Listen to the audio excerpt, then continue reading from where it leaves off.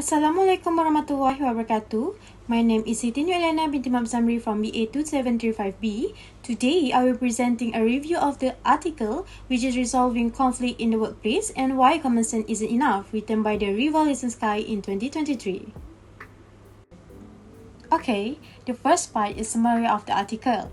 This article discusses how conflict often arises in the workplace, especially in the businesses, and why relying only on common sense is not enough for solve them. It emphasizes the importance of proper conflict management skill, professional training, and emotional intelligence for managers to create a fair, positive, and supportive working environment. Furthermore, Lesson Sky points out that most workplace conflict arise from poor communication and unfair treatment or inequities. These include favoritism, unequal workload, or perceived injustice among employees. Consequently, such issues often lead to misunderstanding, frustration, and tension in the workplace. In addition, the article argues that common sense alone is not sufficient for resolving workplace conflict. Managers, therefore, need proper training in essential areas such as negotiation, active listening, understanding personalities, and employment laws. By doing so, they can handle people in a more professional, objective, and fair manner. Moreover, effective conflict management contributes to a more positive, safe, and collaborative workplace. When both the conflict resolution process and its outcomes are perceived as fair, employees tend to have higher satisfaction, trust, and engagement at work.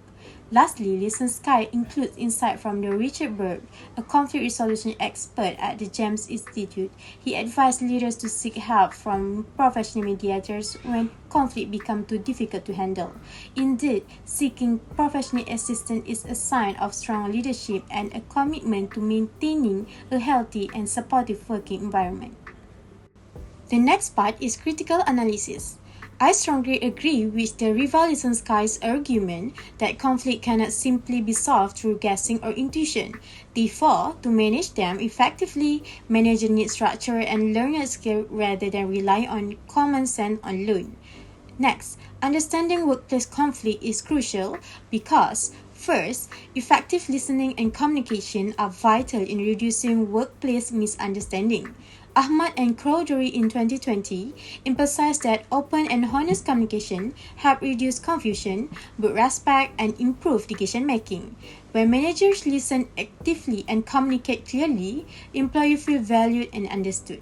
Third, this support Listen Sky's in 2023 argument that communication skills are essential for creating a healthy and successful work environment. Secondly, emotional intelligence is another critical element in managing workplace conflict. Greg Forner in 2020 argued that emotionally intelligent leaders can understand both their own emotion and those of their employees, leading to better decision making. These leaders also create safe and encouraging workplace where employees feel respected. Hence, this proves that conflict management depends not only on logic but also on empathy and emotional awareness. Thirdly, leader plays an important role as a mediator in addressing workplace conflict. According to the Arrow in 2025, when managers act as mediators, they promote trust, fairness, and cooperation among employees. Mediation, however, requires proper training in negotiation, empathy, and problem solving, not merely natural judgment.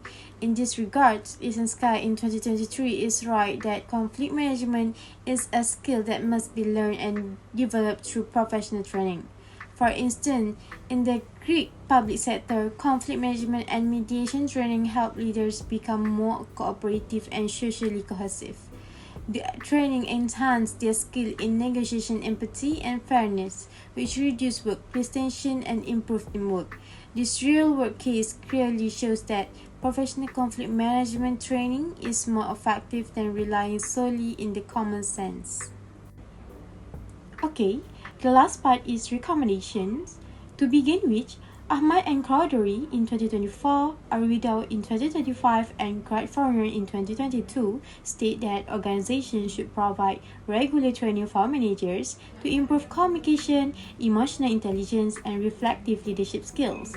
This program helps leaders handle conflict calmly, make fair decisions, and build trust among employees.